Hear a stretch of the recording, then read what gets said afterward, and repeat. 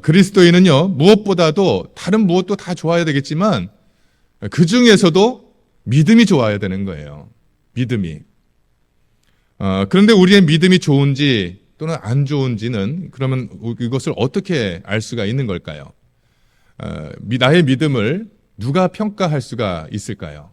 담임사관이 쭉 보면서 아유, 우리 부교님은 믿음이 참 좋으십니다. 또 우리 정교님, 예, 아주 좋은 믿음이세요. 우리 부교님 조금 더 믿음 분발하셔야겠는데요. 이렇게 제가 그렇게 평가할 수가 있는 걸까요? 아니면 우리 정교님이나 또는 우리 부교님이나 우리 성도님들이 저 사람은 믿음이 좋아, 저 사람은 믿음이 안 좋아, 이렇게 판단할 수가 있는 문제입니까? 그렇지가 않다는 거예요. 우리의 믿음은요, 사람이 평가할 수 있는 것이 아닙니다.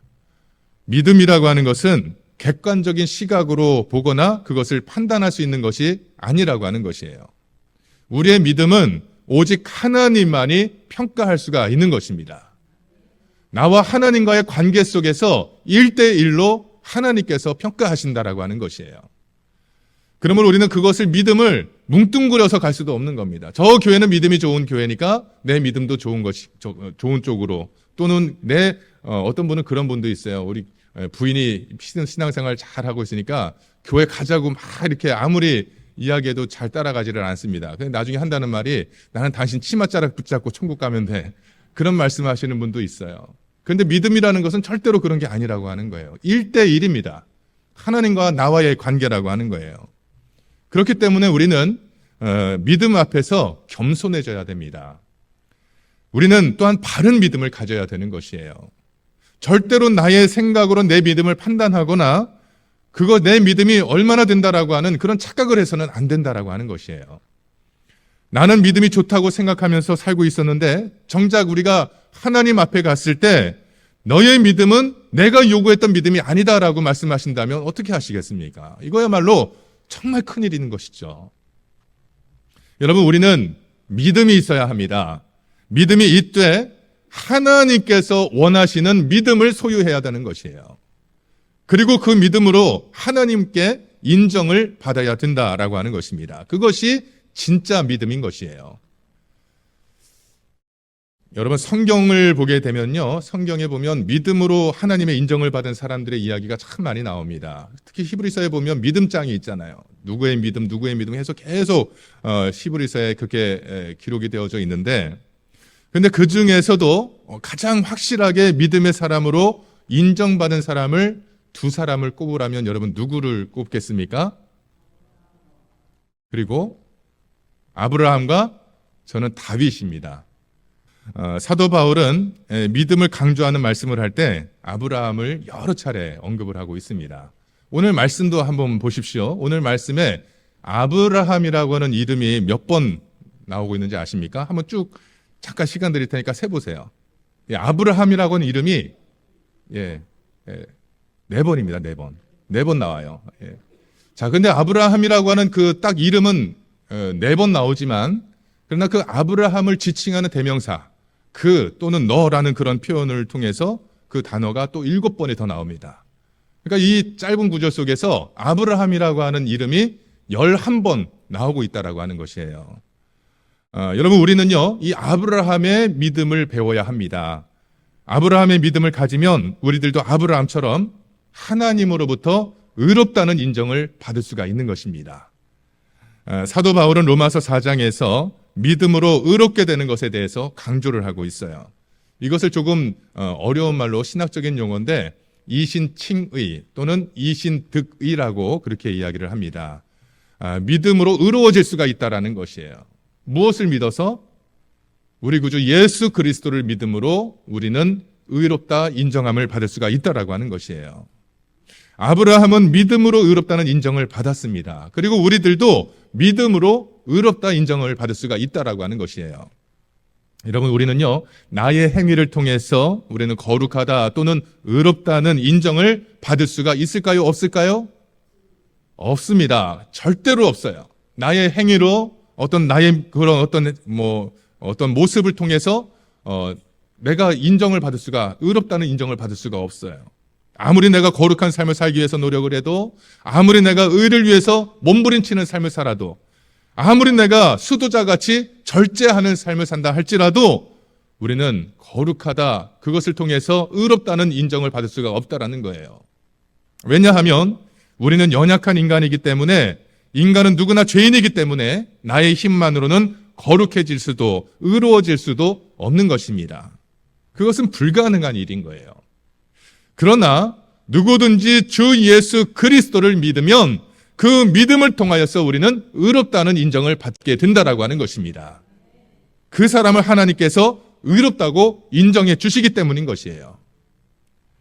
아브라함도 하나님을 믿음으로 의로운 사람으로 인정을 받은 것입니다. 그가 완전한 사람이었기 때문에 그가 그렇게 인정받은 것이 아니었어요.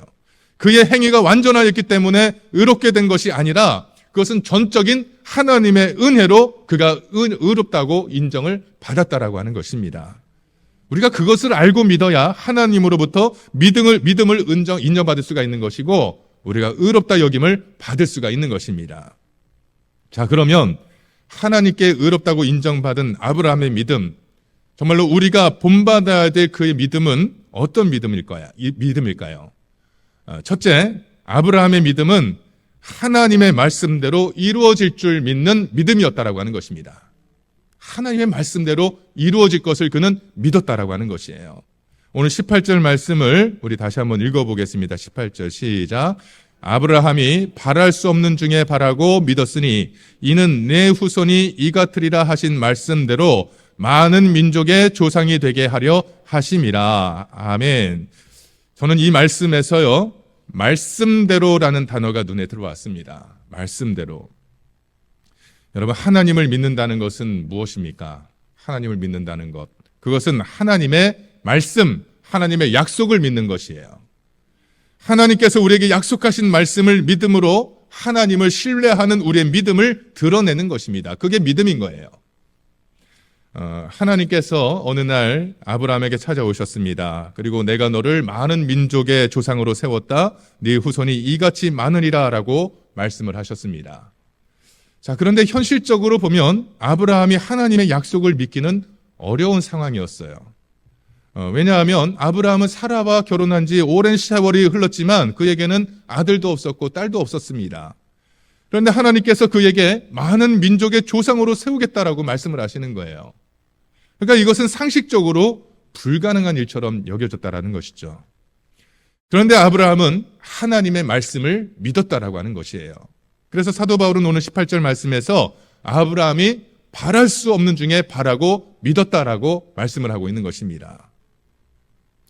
여러분, 우리가 믿을 때에도요, 바랄 수 있는 것, 바랄 만한 것을 믿는 것, 적당한 것을 믿는 것은요, 누구나 믿을 수가 있습니다. 쉬운 거예요, 그거는. 그렇죠? 그런데 하나님은 아브라함에게 바랄 수 없을 만큼 굉장한 것을 약속하시면서 믿으라고 말씀하시는 거예요. 아브라함과 사라가 수많은 민족의 조상이 될 것이다. 그렇게 약속을 하신 것이에요. 그의 후손이 밤하늘의 무수한 별처럼 셀 수 없이 많게 될 것이라고 약속을 하셨습니다. 아브라함의 후손을 통해서 세상의 수많은 민족들이 복을 받게 될 것이다라고 약속을 하신 것이에요. 그런데 문제는 뭐예요?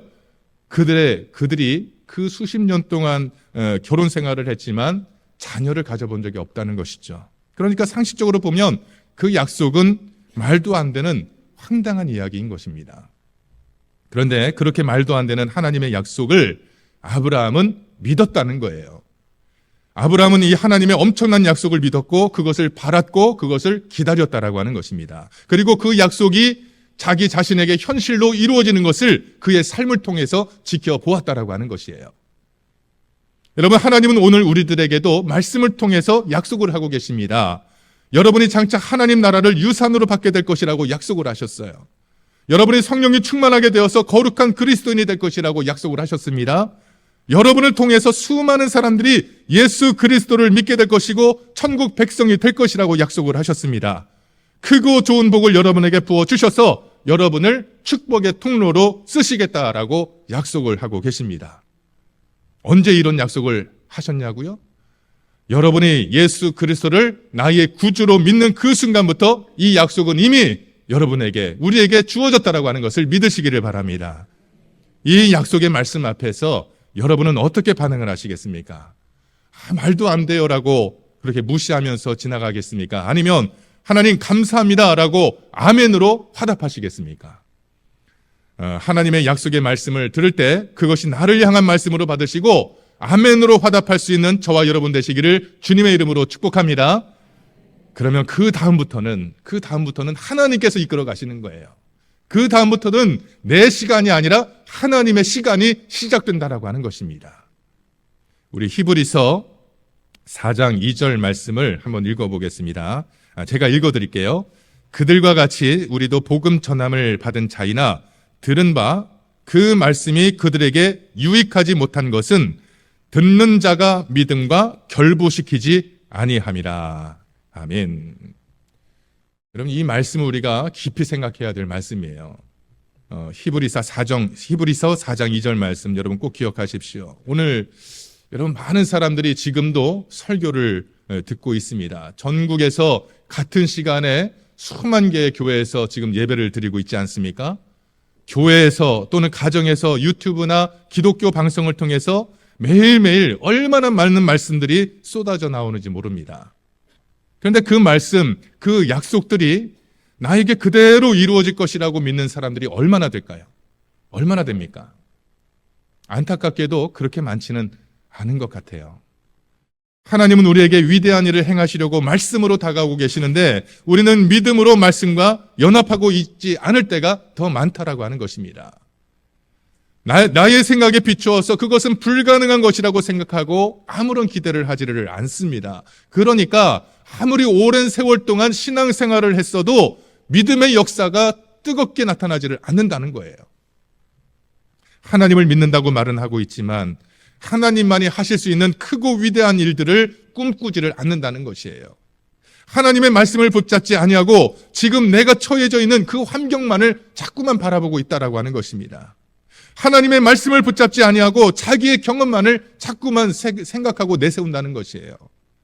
하나님의 말씀으로 판단하는 것이 아니라 자꾸만 내 이성적으로 판단하고 시작도 하기 전에 미리 겁을 집어먹고 포기해버린다라고 하는 것입니다. 여러분, 이것은 우리가 믿는 그 하나님을 너무나 작은 하나님으로 자꾸만 축소시키는 것이에요. 우리 하나님은 온 우주보다도 더 크신 하나님이십니다. 그 하나님을 자꾸만 작은 내 생각으로 맞추어서 내가 필요할 때 가끔 좋은 말씀이나 주시는 그런 하나님으로 자꾸만 하나님의 능력을 나 자신이 축소시키고 있다라고 하는 것을 우리는 알아야 된다라고 하는 것입니다. 그러므로 우리가 지금 가장 먼저 해야 될 일은 뭡니까? 가장 먼저 해야 될 일은 내 믿음부터 먼저 키우는 것이에요. 내 믿음을 키우는 것. 내 생각에, 내 환경에, 내 형편에 얽매이시는 하나님이 아니라 온 우주 만물을 다스리시는 여호와 하나님을 믿으시기를 바랍니다. 아브라함처럼 바랄 수 없는 중에도 말씀을 통하여서 그 큰 믿음을 품는 저와 여러분 모두가 되시기를 주님의 이름으로 축원을 드립니다. 자, 두 번째로 아브라함의 믿음은 의심의 유혹 앞에서도 의심의 유혹이 왔을 때 흔들리지 않는 믿음. 19절 말씀을 우리 한번 읽어보겠습니다. 19절 시작. 그가 100세나 되어 자기 몸이 죽은 것 같고 사라의 태가 죽은 것 같음을 알고도 믿음이 약하여지지 아니하고. 아멘. 자, 아브라함의 믿음은요, 약속하신 그 말씀을 하나님께서 능히 이루실 줄 확신하는 데까지 발전을 하게 됩니다. 그런데 분명히 하나님께서 약속하셨잖아요. 그런데 세월이 흘러도 아무 일도 일어나지를 않는 거예요. 아무 일도. 이제는 더 시간이 많이 지나가서 아브라함과 사라가 아이를 가질 수가 없는 노인이 정말 되고 말았습니다. 모든 가능성들이 다 사라져 버렸다는 것을 이제는 몸으로 다 느낄 수가 있는 상황인 거예요. 그런데도 아브라함의 믿음은 약해지지를 않았다고 하는 것입니다. 그래서 사도 바울은 그가 100세나 되어 자기 몸이 죽은 것 같고 사라의 태가 죽은 것 같음을 알고도 믿음이 약하여지지 아니하였다라고 말씀을 하고 있는 것입니다. 여러분, 아브라함은 절망적인 상황에서도 그는 확신을 가졌습니다. 그는 요동하지를 않았습니다. 아브라함의 믿음은 약하여지지 않았고 의심하지 않았고 오히려 견고해져서 하나님께 영광을 돌리는 믿음이었다라고 하는 것입니다. 근데 여러분, 이런 믿음은 하루아침에 생기는 것이 아니라고 하는 것이에요. 아브라함도요, 사실은 믿음의 굴곡이 많았던 사람 아닙니까? 그가 세월이 지나도 아들이 생기지 않으니까 자신의 몸종이 그 종인 엘리에셀을 상속자로 세우기도 했고요. 또 하갈을 통해서 이스마엘을 낳기도 했다는 것이죠. 여러분, 믿음으로 살고자 하는 사람에게도요, 의심의 유혹은 반드시 찾아오게 되어 있습니다. 의심이라고 하는 유혹은 반드시 찾아오게 되어 있어요. 세상을 살다 보면 내가 정말 굳게 붙들고 있던 약속의 말씀을 그만 놓아버리고 싶은 그런 충동이 찾아올 때가 있습니다. 그러나 믿음의 사람들은 그런 때일수록 약해지려고 하는 그런 유혹을 이겨내야 된다라고 하는 것입니다. 그런 때일수록 더욱 믿음이 견고해져야 된다라고 하는 것이에요. 가끔요, 그런 생각이 들 때가 있어요. 믿음이 좋은 사람은 결코 약해지거나 의심하는 일이 없다, 이런 생각이 들 때가 있습니다.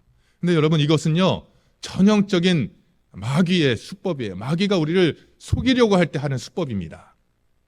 여러분, 믿음이라고 하는 것은요, 어떻게 보면 믿음과 의심은 전혀 다른 것처럼 보이지만 동전의 양면과도 같다 말씀드릴 수가 있어요. 믿음의 사람이라고 해서 전혀 의심을 안 하는 것이 아니라고 하는 것입니다. 때로는 흔들리기도 하고 때로는 의심하는 마음이 들 때도 있어서 괴로워할 때도 있지만 그 의심과 씨름하면서 하나님께로 나아가는 것, 그것이 진정한 믿음의 사람이라고 하는 것입니다. 아브라함의 믿음이 연약해질 때마다 하나님은 다시 찾아오셔서 그에게 약속을 재확인해 주셨습니다. 아브라함도 그렇게 하나님과의 계속 인격적인 만남이 지속적으로 이루어졌기 때문에 그의 믿음이 강하게 설 수가 있었다라고 하는 것이에요. 사도 바울은 20절에 견고하여져서라고 말씀하고 있고 21절에 보면 확신하였으니라고 아브라함의 믿음을 표현을 하고 있습니다. 자, 그러므로 우리들도 의심이 밀려올 때 그럼 우리는 어떻게 해야 됩니까? 하나님 앞으로 나아가야 돼요. 하나님 앞에 나아간다는 것이 너무 추상적이죠. 어떻게 나아가야 합니까? 하나님의 말씀 앞으로 나아가야 하는 것입니다. 하나님의 말씀 앞으로. 매 주일마다 하나님께 가까이 나아가서 말씀을 듣고 그 말씀을 통해서 은혜를 체험해야 되는 것입니다. 그래야 우리의 믿음이 더 크게 성장할 수가 있는 것이에요. 그리스도인으로서 세상을 살다 보면 하나님을 믿고 하나님의 인도하심을 받으며 사는 것이 때로는 힘들게 느껴질 때가 있습니다. 교회를 비난하거나 비웃는 사람들도 주위에 있어서 우리의 마음을 힘들게 할 때도 있습니다. 믿음으로 사는 그 삶 자체가 때로는 고달프게 느껴질 때도 있어요. 그래서 어떤 사람은 힘들다고 하나님의 손을 놓아버립니다. 어떤 사람은 핍박이 두려워서 놓아버리고 또 어떤 사람은 지쳤다고 놓아버리고 어떤 사람은 세상의 유혹에 흔들려서 놓아버리고 어떤 사람은 당장 눈앞의 현실이 불리하다고 하나님의 손을 놓아버립니다. 그러나 참된 그리스도인은 믿음이 흔들릴 때 더 확신의 자리로 나아가는 사람인 줄로 믿습니다. 믿음이 흔들릴 때 더 하나님 앞에 나의 손을 맡기는 사람인 줄로 믿습니다.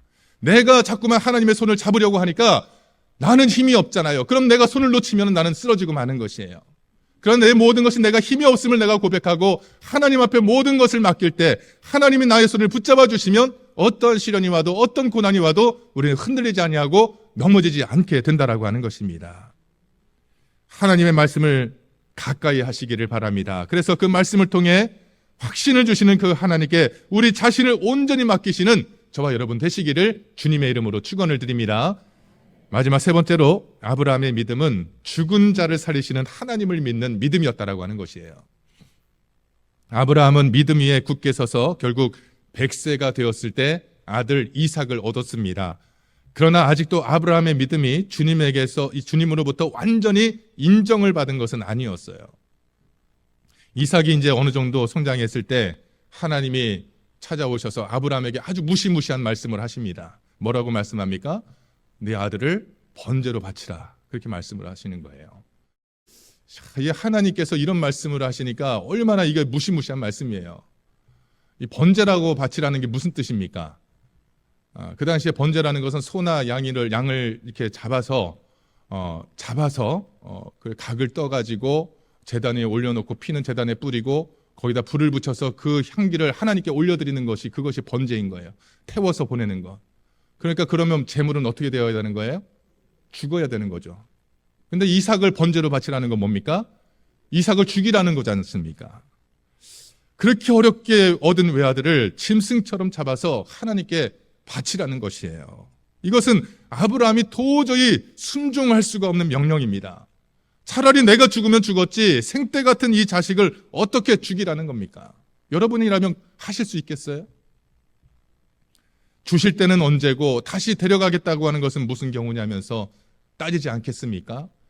하나님은 지금 아브라함에게 도저히 이해할 수도 없고 따를 수도 없는 그런 말씀을 하고 계시는 거예요. 그런데 바로 이렇게 이해가 안 되고 내 마음에 갈등이 생길 때도 우리는 믿어야 된다라고 하는 것입니다. 아브라함은 하나님을 믿을 때 죽은 자도 살리시고 없는 것도 있게 하시는 전능하신 하나님으로 믿었다라고 하는 것입니다. 아브라함에게는 하나님이 죽이라고 하실 때에는 반드시 다시 살리실 계획이 있을 것이다라고 하는 그런 믿음이 있었던 것이에요. 지금까지 내가 경험한 하나님이 맞다면 그 말씀대로 순종하여서 이삭을 잡아서 번제로 바쳐도 하나님이 약속의 말씀대로 주신 아들이므로 다시 살려주실 것이다 라고 하는 그 믿음이 아브라함에게 있었다라고 하는 것입니다. 그래서 아브라함은 모리아산으로 이삭을 데리고 올라가서 믿음으로 번제를 드리려고 합니다. 그러자 그때 하나님께서 아브라함을 다급하게 부르시는 거예요. 그리고 숲을 속에 미리 예비해 두신 순양을 드리게 하십니다. 그때서야 비로소 하나님은 이 아브라함의 믿음을 인정해 주셨다라고 하는 것이에요. 24절 말씀을 우리 함께 읽어보겠습니다. 24절 시작. 의로 여기심을 받을 우리도 위함이니 곧 예수 우리 주를 죽은 자 가운데서 살리신 이를 믿는 자니라. 아멘. 여러분, 하나님께서 죽은 자 가운데서 예수님을 다시 살리신 것을 믿으십니까? 아브라함은 이삭을 다시 살리실 것을 믿었습니다. 그래서 그 믿음이 의롭다 인정을 받을 수가 있었다라고 하는 것이에요. 근데 여러분, 너무 어렵게 생각하지 마십시오. 지금은 우리가 믿음을 인정받기 위해서 우리 아들을 바칠 필요는 없습니다.